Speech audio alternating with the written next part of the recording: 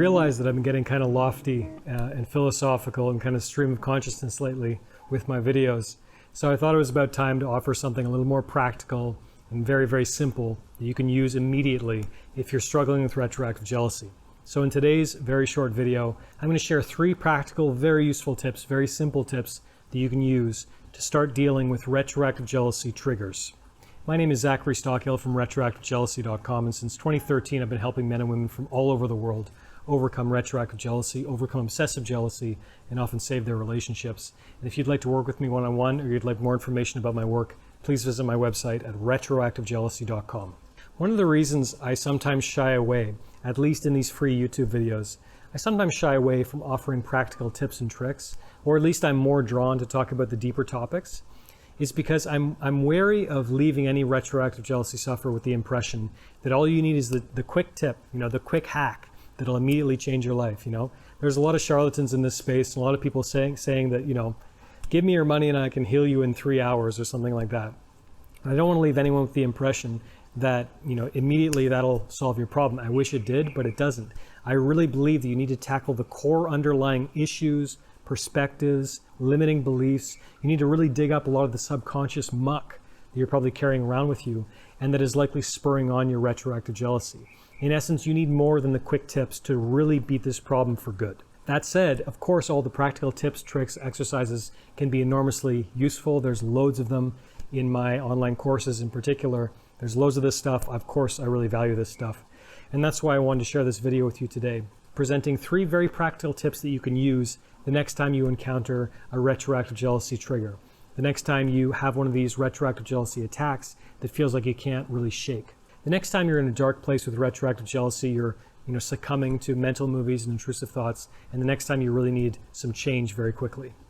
My first and most important tip, number 1, is to remind yourself that this is irrational. This is not real. This thought you're having does not represent reality. This thought does not represent a thought that needs to be interrogated, that needs to be seriously examined. If you're watching this video, if you've been struggling with retroactive jealousy for a while, my hope is that you've got very clear on what are deal breakers and what are not. What are genuine red flags in your partner's past and what are not.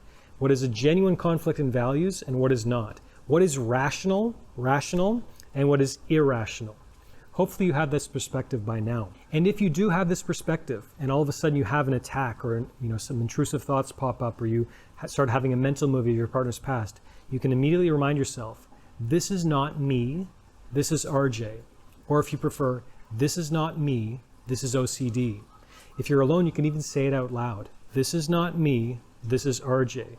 This is not rational. This is not a genuine threat that I need to be paying attention to. Even though my brain might be having kind of a fear response, a threat response, telling me to watch out for something, in all likelihood, this is actually your brain misfiring. This is a biochemical imbalance in your brain that's causing this. It's not real. It doesn't represent or reflect reality. It's not worth digging into. It's not worth ascribing any more significance to. It's simply a thought, a cloud in the sky passing overhead. It's not real. It's not important. And fundamentally, it doesn't represent you and who you truly are deep down.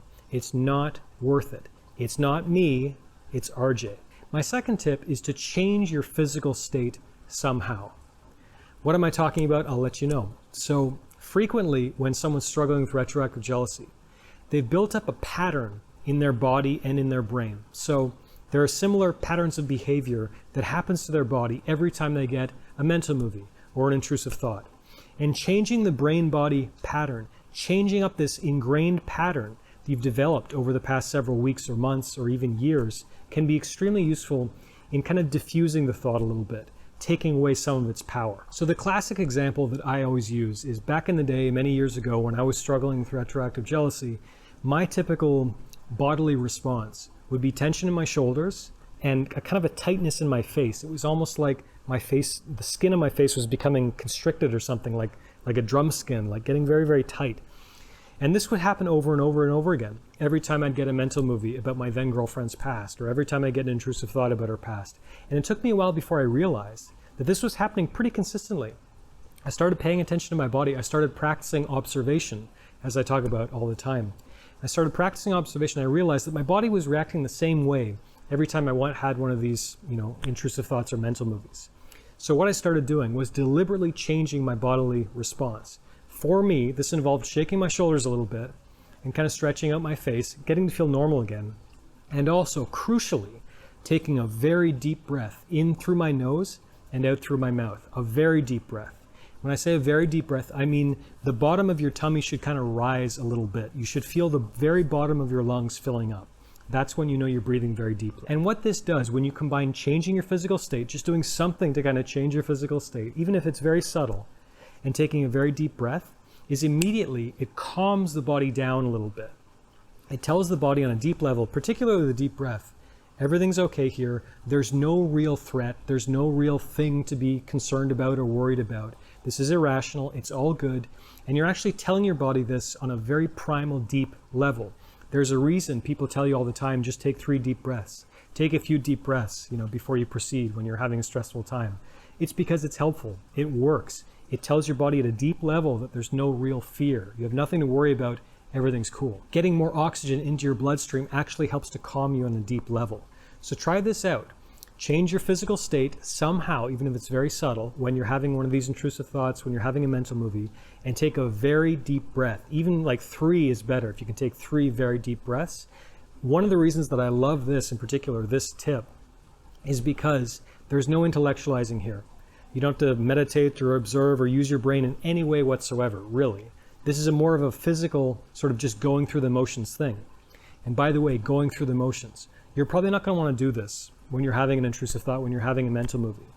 My tip is don't submit to the darkness, please. Maintain relentless optimism in the face of these challenges. Because the more you keep doing this, breaking up your conditioned response to intrusive thoughts, to mental movies, the better things will get. And it's like going to the gym. If you go to the gym once, after 6 months on the couch, you're not going to get a miracle overnight. It's not going to be immediate, really tangible results. But if you do it over and over and over and over again on a consistent basis, eventually it'll pay off. So hang in there, maintain relentless optimism and relentless self-discipline. On that note, my final tip, my 3rd tip, is relentless focus on the task at hand. What does that mean?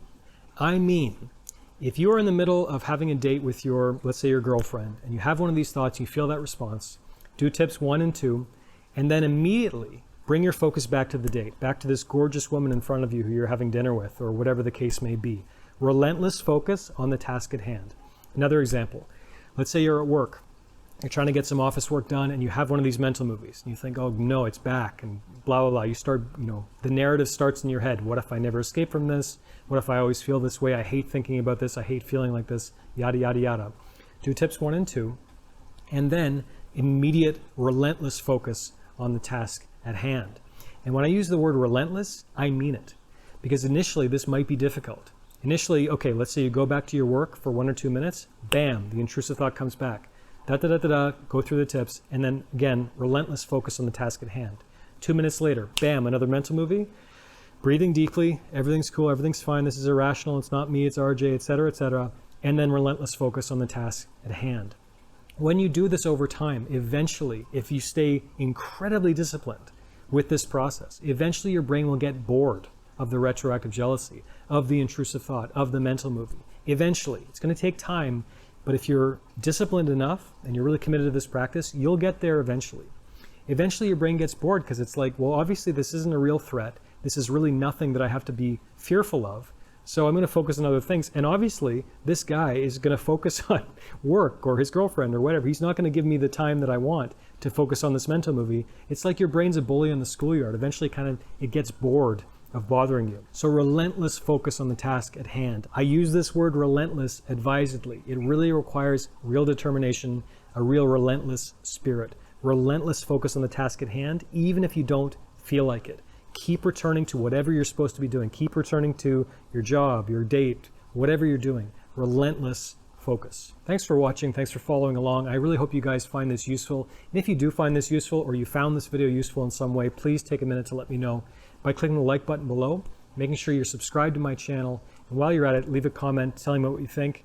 Or if you have any suggestions for me or anything else, I'd love to hear it. Please leave a comment beneath this video telling me all about it. Thanks for watching, and I'll talk to you again very soon.